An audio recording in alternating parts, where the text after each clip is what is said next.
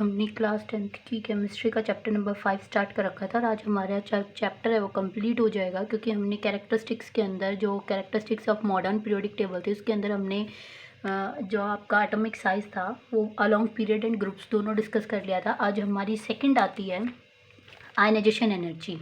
ठीक है, ionization energy क्या होती है? आयनाइजेशन का मतलब होता है, आयनाइजेशन को अगर मैं तोड़ के दिखाऊं तो मेरे पास आयनाइजेशन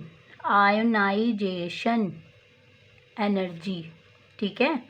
आयनाइजेशन एनर्जी को अगर मैं तोड़ के दिखाऊं, यहाँ पे जस्ट मैं बता रही हूँ लर्न करने के लिए, ठीक है। एग्जाम में आपको ऐसे तोड़ के नहीं दिखाना, ब्रेक डाउन करके नहीं दिखाना, जस्ट ये वर्ड याद रहे, क्योंकि अपने पास एक इलेक्ट्रॉन एफिनिटी भी आएगी, एक एनर्जी, वहाँ पे भी आपको ना फिर दिक्कत हो जाएगी, दोनों पजल हो जाओगे। तो इस वजह से मैं यहाँ पे जस्ट एक शॉर्टकट मेथड सा है, हिंट सी है लर्न करने के लिए। आयनाइजेशन को अगर मैं बीच में से ब्रेक कर दूँ तो आयंस का मतलब होता है, आपको पता है आयंस या तो पॉजिटिव होंगे या फिर आयंस कैसे होंगे, नेगेटिव, ठीक है। और वो किसकी वजह से हुए? टूटने की वजह से। यानी कि जब इलेक्ट्रॉन्स बाहर निकलता है तभी तो पॉजिटिव या नेगेटिव चार्ज आएगा, बाहर निकलेगा लूज होगा तो पॉजिटिव, अंदर आएगा तो नेगेटिव, ठीक है। तो इलेक्ट्रॉन के लॉस करने के लिए, यानी कि इलेक्ट्रॉन को बाहर निकालने के लिए जिस एनर्जी की रिक्वायरमेंट होती है उसको हम क्या बोलते हैं? Ionisation energy. यानी कि it is the amount of energy required to remove loosely bound electrons from outermost shell of an atom.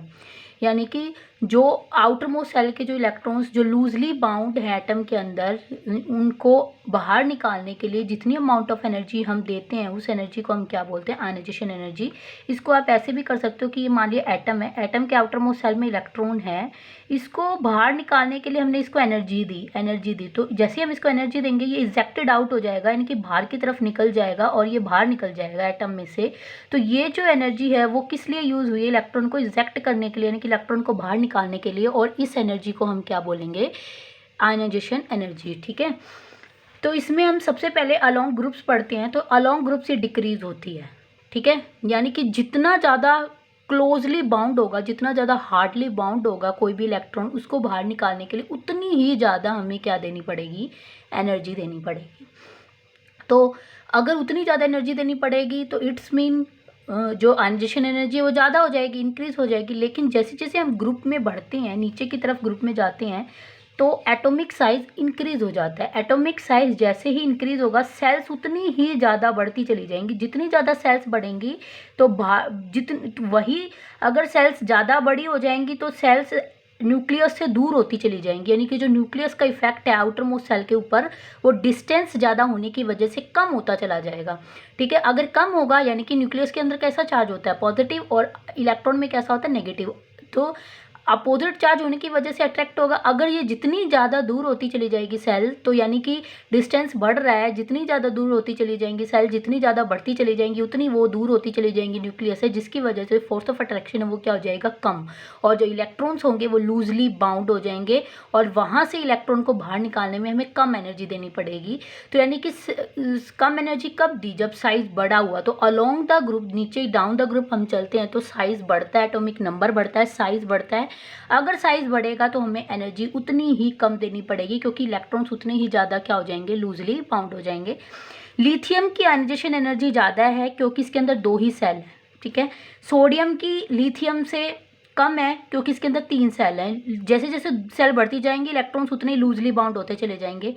Potassium के 19 है, यानी कि इसके अंदर 4 सेल है, तो ये और भी ज़्यादा दूर हो जाएगा, इसको और भी कम एनर्जी देनी पड़ेगी। इसलिए अलोंग द ग्रुप, जैसे जैसे हम ग्रुप में बढ़ते चले जाएंगे हर एक ग्रुप के लिए, तो आउटर मोस्ट सेल बढ़ती चली जाएंगी, सेल बढ़ेंगी तो साइज मतलब बढ़ रहा है तो सेल्स बढ़ेंगी, सेल्स बढ़ेगी तो डिस्टेंस है न्यूक्लियस का आउटर मोस्ट सेल का वो बढ़ जाएगा, डिस्टेंस बढ़ेगा तो आयनाइजेशन एनर्जी क्या हो जाएगी? कम हो जाएगी, डिक्रीज हो जाएगी, यानी कि वो उतने ही ज़्यादा लूज हो जाएंगे, उनको बाहर निकालने के लिए हमें उतनी ही कम एनर्जी देनी पड़ेगी, ठीक है।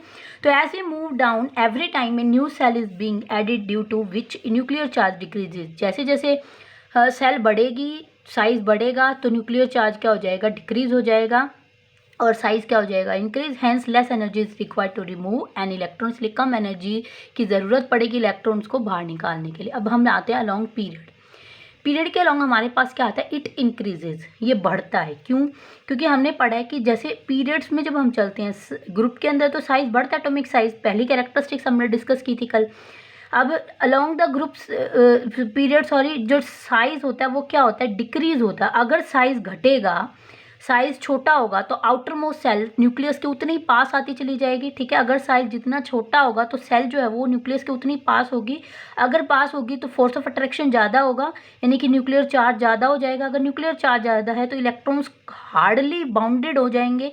हार्डली बाउंड होंगे तो उन इलेक्ट्रॉन्स को बाहर निकालने के लिए बहुत ज़्यादा एनर्जी की रिक्वायरमेंट होगी, ठीक है। अगर एनर्जी ज़्यादा लगेगी इट्स मीन हमारे पास अलोंग द पीरियड जो आयनाइजेशन एनर्जी है वो क्या हो जाएगी, ज़्यादा।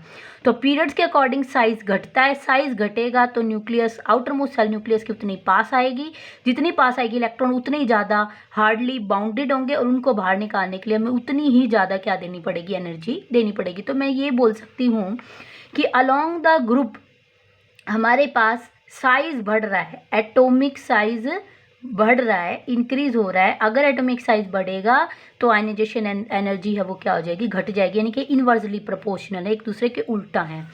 अब अलोंग द पीरियड अगर साइज घट रहा है, साइज घट रहा है तो आयनाइजेशन एंथैल्पी क्या हो रही है, बढ़ रही है। Ionisation enthalpy, ionisation energy, enthalpy को ही एनर्जी बोलते हैं हम, वो क्या हो जाएगी, इंक्रीज हो जाएगी। इसका मतलब यहाँ पे भी साइज के आयनाइजेशन एनर्जी क्या है, इनवर्सली प्रोपोर्शनल, यानी कि along period ionisation energy increase होगी।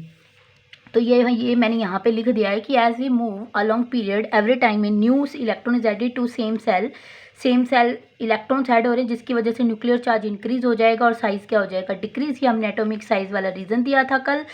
अगर एटॉमिक साइज कम हो रहा है तो आउटर मोस्ट सेल का न्यूक्लियस के पास जो डिस्टेंस है वो कम होगा, यानी कि अट्रैक्शन ज़्यादा हो जाएगी न्यूक्लियस की, इलेक्ट्रॉन के ऊपर अट्रैक्शन ज़्यादा होगी तो वो उतने क्लोजली बाउंड हो जाएंगे। अगर क्लोजली बाउंड हो गए तो उनको हमें उतनी ही ज़्यादा अमाउंट में क्या देनी पड़ेगी, एनर्जी, ताकि वो इलेक्ट्रॉन बाहर निकल सके, ठीक है। तो आयनाइजेशन एनर्जी क्या हो जाएगी, इंक्रीज। अब इसके बेस पे दो क्वेश्चन है। सबसे पहला आता है हमारे पास, out of two elements with atomic number 19 and 16, कोई भी दो एलिमेंट हैं जिनका एटॉमिक नंबर 19 है और 16 है, तो हमें पता होना चाहिए 19 किसका होता है, पोटेशियम का, और 16 किसका होता है, सल्फर का, ठीक है। Which will have higher ionisation energy and why, किसकी आयनाइजेशन एनर्जी ज़्यादा है और ज़्यादा है तो क्यों है, ठीक है। तो मैं 19 है पोटेशियम के, अगर सेल को डिवाइड करूँ तो 2, 8, 8 और 1, 16 है तो 2, 8 कितने हो गए और 6, ठीक है। इसमें मेरे पास 4 सेल हैं, इसमें मेरे पास 3 सेल हैं। अगर इसके 3 सेल है तो साइज़ छोटा है, साइज़ छोटा है तो ये लास्ट की सेल के जो इलेक्ट्रॉन्स है, 6 इलेक्ट्रॉन्स है, वो न्यूक्लियस से ज़्यादा अट्रैक्ट होंगे तो हार्डली बाउंड होंगे तो हमें उतनी ही ज़्यादा आयनाइजेशन एनर्जी इनको देनी पड़ेगी। इट्स मीन सल्फर की आयनाइजेशन एनर्जी ज़्यादा है, पोटाशियम का साइज़ बड़ा है, इलेक्ट्रॉन्स लूजली बाउंड है एज़ कम्पेयर टू सल्फर के, तो इसको कम एनर्जी देनी पड़ेगी, ठीक है। तो पोटाशियम को कम और सल्फर को ज़्यादा। फिर नेक्स्ट क्वेश्चन है, compare first and second and third ionisation energy of magnesium. First ionisation energy यानी कि एक इलेक्ट्रॉन को बाहर निकालना, सेकंड आयनाइजेशन एनर्जी यानी कि दूसरे भी इलेक्ट्रॉन को बाहर निकालना, और थर्ड आयनाइजेशन एनर्जी उसको भी बाहर निकालना। तो मेरे पास किसका दे रखा है, मैग्नीशियम का।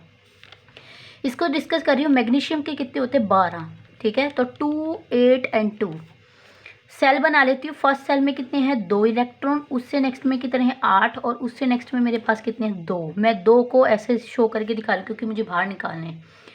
अब देखो, फर्स्ट आयनाइजेशन एनर्जी यानी कि एक इलेक्ट्रॉन को बाहर निकालने के लिए जो एनर्जी देनी पड़ेगी वो हमारे पास होगी फर्स्ट, ठीक है। फिर दूसरे इलेक्ट्रॉन को भी देनी पड़ेगी, वो हो जाएगी हमारे पास सेकंड आयनाइजेशन एनर्जी, और तीसरा जो है, ठीक है। तो ये थर्ड जो इलेक्ट्रॉन है वो इस सेल में तो अब हमारे पास बचे नहीं क्योंकि 2 इलेक्ट्रॉन थे, तो हमें 8 में से निकालना पड़ेगा इलेक्ट्रॉन। तो ये तीसरा इलेक्ट्रॉन इसमें से निकलेगा बाहर, तो इसको हम बोलेंगे थर्ड आयनाइजेशन एनर्जी। तो याद रखना कि लास्ट सेल में जो इलेक्ट्रॉन्स होंगे वो तो होंगे लूजली बाउंड, और ये तो देखो 8 है, 8 मतलब ये कंप्लीट सेल है। जब कंप्लीट सेल में से इलेक्ट्रॉन को बाहर निकालते हैं तो हमें बहुत ज़्यादा एनर्जी को देना पड़ता है, बहुत ज़्यादा आयनाइजेशन एनर्जी की रिक्वायरमेंट होती है। एक इलेक्ट्रॉन बाहर निकाल दिया फर्स्ट, इसकी जो आयनाइजेशन एनर्जी है वो कम है। फिर दूसरे को भी निकालना पड़ेगा, ठीक है, यानी कि और निकालना पड़ेगा, जितनी दी थी हमें उससे भी ज़्यादा देनी पड़ेगी तभी दूसरा बाहर निकलेगा। तो इससे बड़ी किसकी होती है, सेकंड ट्रांजिशन एनर्जी। अब थर्ड तो हमारे पास देखना स्टेबल सेल बन जाएगी, 8 में से स्टेबल में से जब हम इलेक्ट्रॉन निकालते हैं तो हमें बहुत ज़्यादा एनर्जी देनी पड़ती है, तो थर्ड आयनाइजेशन एनर्जी सबसे ज़्यादा होगी, फिर सेकेंड उससे कम होगी और फर्स्ट आयनाइजेशन एनर्जी उससे भी कम होगी मैग्नीशियम एटम की। उसके बाद अपने पास नेक्स्ट आती है कैरेक्टरिस्टिक्स थर्ड, वो है इलेक्ट्रॉन एफिनिटी, ठीक है, and it is very very important. It is the amount of energy release when electron is added to outermost shell of an atom. Ionisation energy थी जब electron को हम बाहर निकालते हैं तब जो एनर्जी दी जाती है यानी कि एनर्जी ऐड की जाती है। इलेक्ट्रॉन एफिनिटी होता है कि इलेक्ट्रॉन को जब हम ऐड करते हैं किसी भी एटम में, ठीक है, जब इलेक्ट्रॉन को ऐड करते हैं किसी भी एटम में तब एटम अपने आप ही कुछ अमाउंट में एनर्जी को रिलीज़ करता है, ठीक है। जो एटम उस एनर्जी को रिलीज़ करता है ना, उस एटम को हम क्या बोलते हैं, इलेक्ट्रॉन एफिनिटी, ठीक है। इसको हम इलेक्ट्रॉन पॉजिटिव एनर्जी या नेगेटिव एनर्जी भी बोलेंगे, पॉजिटिव भी हो सकती है नेगेटिव भी हो सकती है, दोनों ही हो सकती है। इसको हम आगे क्वेश्चन में डिस्कस करेंगे, जो इससे रिलेटेड हमने क्वेश्चन लेके आएंगे उसमें इसको मैं आपको क्वेश्चन से बताऊंगी। लेकिन यहाँ पे जस्ट आप एक डेफिनेशन समझ लो कि जब कभी एटम के अंदर इलेक्ट्रॉन को ऐड किया जाता है तब एटम अपने अंदर से कुछ अमाउंट में एनर्जी को बाहर निकालता है, वो जो एनर्जी जो बाहर निकली है उसको हम क्या बोलते हैं, इलेक्ट्रॉन एफिनिटी, ठीक है। तो जब इलेक्ट्रॉन जब ऐड होता है ना, तो नोबल गैसेस ऐसी होती हैं, नोबल गैसेस स्टेबल होती हैं, उनका जो आउटर मोस्ट सेल होता है ना वो फिल होता है, यानी कि उसको ना तो इलेक्ट्रॉन्स लेने की ज़रूरत पड़ती ना ही इलेक्ट्रॉन्स देने की, जैसे हीलियम, नियोन, आर्गन हो गई।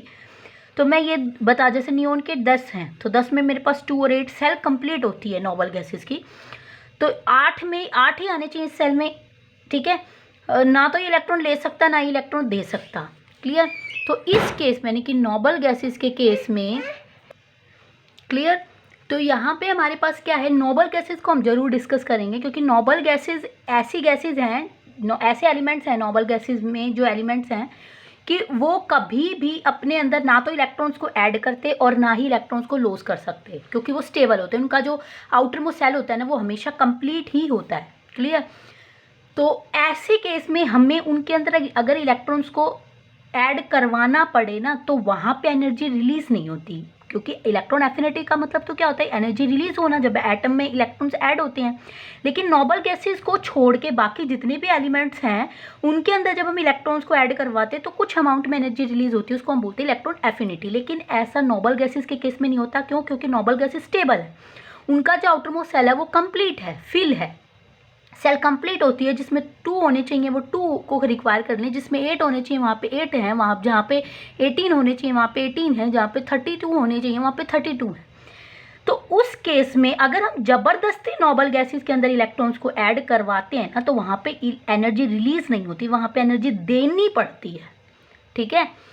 अगर एनर्जी को हम दे रहे हैं तो उसका मतलब हमारे पास वहाँ पे ऐड हुई ना एनर्जी, तो उस केस में इलेक्ट्रॉन एफिनिटी पॉजिटिव होती है, ठीक है। अब जहाँ पे इलेक्ट्रॉन, बाकी जितने भी एटम बच गए, जितने भी एलिमेंट्स बच गए, उनके अंदर जब इलेक्ट्रॉन्स को ऐड करवाया जाता है तो वो ऑलरेडी स्टेबल नहीं होते, या तो इनको इलेक्ट्रॉन्स की रिक्वायरमेंट होती है, मेटल्स को इलेक्ट्रॉन्स लूज कर देती हैं, ठीक है। तो उस केस के अंदर इलेक्ट्रॉन्स जब ऐड होते हैं तब वहाँ पे एनर्जी रिलीज होती है, बाहर निकलती है। उस टाइम जो इलेक्ट्रॉन एफिनिटी होती है, यानी कि बाहर निकली ना, कुछ कम हुई ना, तो वहाँ पे हम बोलेंगे जो इलेक्ट्रॉन एफिनिटी है ना वो क्या हो गई, नेगेटिव, ठीक है। तो ये चीज़ आप याद रखना, डेफिनेशन बता दी। अब हम आते हैं लॉन्ग ग्रुप के अलॉन्ग ये डिक्रीज होती है, यानी कि जैसे जैसे डाउन द ग्रुप जाएंगे तो हमारे पास जो इलेक्ट्रॉन एफिनिटी है वो क्या होती चली जाएगी, डिक्रीज। क्यों होती चली जाएगी, क्योंकि इलेक्ट्रॉन्स ऑलरेडी लूजली बाउंड होते चले जाएंगे, क्योंकि न्यूक्लियस से आउटर मोस्ट सेल का जो डिस्टेंस है वो क्या होता चला जाएगा, कम ज़्यादा बढ़ता चला जाएगा। अगर बढ़ेगा, डिस्टेंस बढ़ेगा तो साइज बढ़ेगा, साइज बढ़ेगा तो डिस्टेंस बढ़ने की वजह से न्यूक्लियस का आउटर मोस्ट सेल के जो इलेक्ट्रॉन्स हैं उनके ऊपर जो इफेक्ट है वो कम हो जाएगा, जिसकी वजह से इलेक्ट्रॉन्स पहले ही लूजली बाउंड हैं, अगर उनके अंदर हम इलेक्ट्रॉन्स और ज़्यादा ऐड करेंगे तो कम ही अमाउंट में एनर्जी निकलेगी, क्योंकि वो भी लूजली बाउंड ही होगा, वहाँ पे अगर हम ऐड भी करें तो भी वो लूजली बाउंड ही होगा, तो कम ही अमाउंट में एनर्जी निकलेगी। इसीलिए अलोंग द पीरियड साइज बढ़ता है, जिसकी वजह से आउटर मोस्ट सेल में इलेक्ट्रॉन्स लूजली बाउंड हो जाते हैं, और अगर हम एक्स्ट्रा इलेक्ट्रॉन फिर भी ऐड करें उसके अंदर तो कम ही अमाउंट में एटम एनर्जी को रिलीज कर पाता है, और जिसकी वजह से इलेक्ट्रॉन एफिनिटी क्या हो जाती है, डिक्रीज। क्लियर। अब अपने पास आता है, ये मैंने आपको बता दिया, लिख के बता दिया ताकि आप नोट्स बना सको easily. As we move down the group every time a new cell is being added to due to which nuclear charge decreases.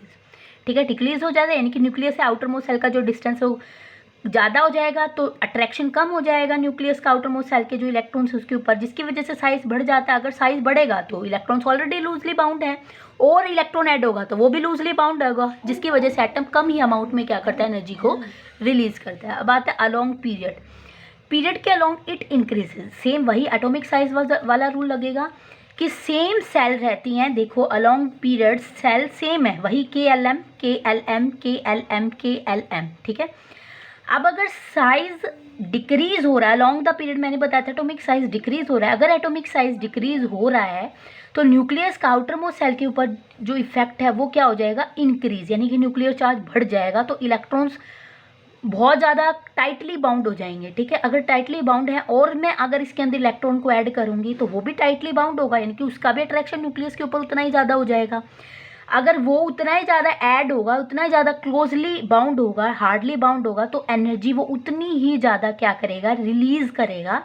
अब जितनी ज़्यादा वो एनर्जी रिलीज़ कर रहा है वो किसकी वजह से, एटॉमिक साइज बढ़ रहा है, पीरियड के अकॉर्डिंग, यानी कि साइज बढ़ रहा है, तो हमें इलेक्ट्रॉन ज़्यादा हार्डली बाउंड होने की वजह से उसके अंदर से उतनी ज़्यादा अमाउंट में एनर्जी निकलेगी, यानी कि इलेक्ट्रॉन एफिनिटी यहाँ पे क्या हो रही है, बढ़ रही है अलोंग द पीरियड। ठीक है, इसका भी मैंने रीज़न है वो मैंने लिख दिया ताकि आप इजीली नोट्स बना सको कि as we move along the, ये मूव है, मोर नहीं है, move along the period every time a new electron is added to the same cell. ठीक है, सेल नहीं बढ़ रही, इलेक्ट्रॉन्स बढ़ रहे हैं, due to which nuclear charge increase हो जाएगा और साइज क्या हो जाएगा, डिक्रीज, यानी कि इलेक्ट्रॉन्स है वो क्या होंगे, अट्रैक्शन बढ़ जाएगा न्यूक्लियस का इलेक्ट्रॉन के पास, जिसकी वजह से ज़्यादा अमाउंट में एनर्जी क्या होगी, रिलीज होगी, यानी कि इलेक्ट्रॉन एफिनिटी बढ़ जाएगी। अब मैंने कहा था कि सेम मैं क्वेश्चन लेके आऊँगी यहाँ पे भी दो, कि कैन इलेक्ट्रॉन एफिनिटी भी पॉजिटिव और नेगेटिव हो सकती है क्या, इलेक्ट्रॉन एफिनिटी पॉजिटिव या नेगेटिव हो सकती है क्या, वो हमें बताओ। तो मैंने अभी भी बताया था कि नोबल गैसेस के अंदर वो पहले से ही स्टेबल होती हैं, उनको ना तो इलेक्ट्रॉन्स लेने की ज़रूरत होती है ना ही देने की। अगर फिर भी हम ज़बरदस्ती उसके अंदर इलेक्ट्रॉन को ऐड करवा रहे हैं, यानी कि मैंने इलेक्ट्रॉन एफिनिटी ऐड करवाई ना, ऐड करवाई मतलब पॉजिटिव, बढ़ रही है मतलब पॉजिटिव हो जाएगी, और बाकी सभी एटम में इलेक्ट्रॉन को अगर हम ऐड करवाते तो कुछ ना कुछ अमाउंट में एनर्जी बाहर निकलती है, यानी कि रिलीज हो रही है, यानी कि इलेक्ट्रॉन एफिनिटी क्या हो जाएगी, नेगेटिव। ठीक है, ये चीज़ याद रखना। फिर अपने पास आता है compare electron affinity of fluorine and chlorine. This is most important question, competition exam में आता है, इंटरव्यू वगैरह में पूछा जाता है, और भी मतलब बहुत इंपॉर्टेंट है ये, कि क्लोरीन और फ्लोरीन की एफिनिटी को डिस्कस करो। ठीक है, अब क्लोरीन और फ्लोरीन तो सेम ग्रुप के एलिमेंट हैं 17th के, तो 17th के जो ग्रुप के एलिमेंट हैं उनको मैं लिख देती हूँ, fluorine, chlorine, bromine, iodine.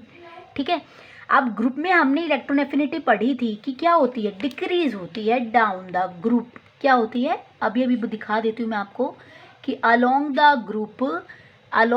Group electron affinity क्या हो रही है, डिक्रीज। तो यहाँ पे भी अलोंग द ग्रुप अगर इलेक्ट्रॉन एफिनिटी डिक्रीज हो रही है तो फ्लोरीन की सबसे ज़्यादा होनी चाहिए और क्लोरीन की कम होनी चाहिए, लेकिन इस केस में ऐसा नहीं है। क्यों नहीं है, यही एक ऐसा ग्रुप है जिसके अंदर फर्स्ट एलिमेंट यानी कि डाउन द ग्रुप अगर डिक्रीज हो रही है तो फ्लोरीन की ज़्यादा होनी चाहिए एज़ कम्पेयर टू क्लोरीन के, लेकिन यही दो ऐसे एलिमेंट हैं पूरी पीरियोडिक टेबल में ग्रुप के अंदर, इसमें इलॉजी फेल हो गया, इसमें फ्लोरीन की कम होती है एज़ कम्पेयर टू क्लोरीन के, उसके बाद ये डिक्रीज होना स्टार्ट कर देती है, यानी कि क्लोरीन की सबसे ज़्यादा होती है, फिर ब्रोमीन की, फिर आयोडीन की। तो मैं इसको लिख सकती हूँ फ्लोरीन, क्लोरीन, ब्रोमीन और आयोडीन में सबसे ज़्यादा क्लोरीन की होती है, फिर ब्रोमीन की, क्योंकि डिक्रीज हो रहा है, लेकिन फ्लोरीन से भी ज़्यादा क्लोरीन की होती है। यहाँ पे फ्लोरीन की भी इलेक्ट्रॉन एफिनिटी कम होती है। ठीक है, ऐसा क्यों है वो आपको बता देती हूँ। Fluorine has less electron affinity than chlorine, होता है क्यों, क्योंकि फ्लोरीन का साइज पूरे पीरियोडिक टेबल में सबसे छोटा होता है। अब आप ये मत कहना कि हाइड्रोजन के अंदर तो 2 ही इलेक्ट्रॉन है तो उसका तो साइज और कम होना चाहिए, नहीं, वहाँ पे तो हम एटॉमिक नंबर के बेस पे देख रहे हैं ना, लेकिन अब तो हम पूरी पीरियोडिक टेबल को पढ़ चुके हैं, उनकी कैरेक्टरिस्टिक्स हमने पढ़ ली है। अगर कैरेक्टरिस्टिक्स पढ़ रहे हैं तो एटॉमिक साइज का लॉजिक तो लगेगा फ्लोरीन के ऊपर। वो क्या लगेगा कि फ्लोरीन में हमारे पास आउटर मोस्ट सेल में 7 इलेक्ट्रॉन्स हैं, फर्स्ट सेल में कितने हैं 2, ठीक है। अगर 2 है तो मैंने बोला था पीरियड के अलॉन्ग क्या होगा, साइज क्या हो जाएगा इसका, डिक्रीज होगा पीरियड के अलॉन्ग। फ्लोरीन नोबल गैसेज से पहले आता है, नोबल गैसेज तो स्टेबल है, उनको हम छोड़ देते हैं। 17th ग्रुप लेंगे तो उसमें हमारे पास क्या होगा, फ्लोरीन एक ऐसा एलिमेंट है जिसका एटॉमिक साइज पूरे पीरियोडिक टेबल में सबसे छोटा होता है, वो यही होता है। न्यूक्लियर चार्ज वाला इफेक्ट लगेगा, क्योंकि सेम सेल में ही इलेक्ट्रॉन्स बढ़ रहे हैं अलोंग द पीरियड। अगर हम पढ़ें सेम साइज में इलेक्ट्रॉन्स बढ़ रहे हैं तो यानी कि ये हमारे पास सेकंड ग्रुप का सेकंड पीरियड का एलिमेंट आता है। तो इसमें क्या होगा, वो अट्रैक्शन बढ़ जाएगा, न्यूक्लियर चार्ज इंक्रीज हो जाएगा, कॉन्ट्रैक्ट होना स्टार्ट हो जाएगा, एटम का साइज तो बहुत ज़्यादा छोटा हो जाता है। अगर छोटा होगा तो इसमें क्या दे रखा है, there for the incoming electron experience inter electronic repulsion. तो अगर मैं बाहर से इलेक्ट्रॉन इसके अंदर ऐड करवाऊंगी बाहर से, तो इलेक्ट्रॉन्स क्या होंगे आपस में, इलेक्ट्रॉन्स को भी अगर मैं बाहर से ऐड करवाऊँ तो इलेक्ट्रॉन इलेक्ट्रॉन के बीच में रिपल्शन होगा। क्यों? क्योंकि fluorine is the highly electronegative element, सबसे ज़्यादा इलेक्ट्रोनेगेटिव एलिमेंट होता है फ्लोरीन। और अगर मैं इलेक्ट्रोनेगेटिव है उसके अंदर और इलेक्ट्रॉन्स ऐड कर रही हूँ तो यानी कि नेगेटिव चार्ज उतना ही ज़्यादा बढ़ेगा ना। तो नेगेटिव पहले ही है वो इलेक्ट्रोनेगेटिव, और इलेक्ट्रॉन ऐड करूँगी तो और नेगेटिव चार्ज बढ़ रहा है, यानी कि सेम चार्ज आपस में रिपल करेंगे, जिसकी वजह से यानी कि यहाँ पे क्या होगा, क्या दे रखा है, इलेक्ट्रॉनिक रिपल्शन बढ़ जाएगा due to which attraction for incoming electron. अगर रिपल्शन बढ़ रहा है तो इलेक्ट्रॉन बाहर से जो आ रहा है उसके बीच में जो अट्रैक्शन है वो क्या हो जाएगा, कम।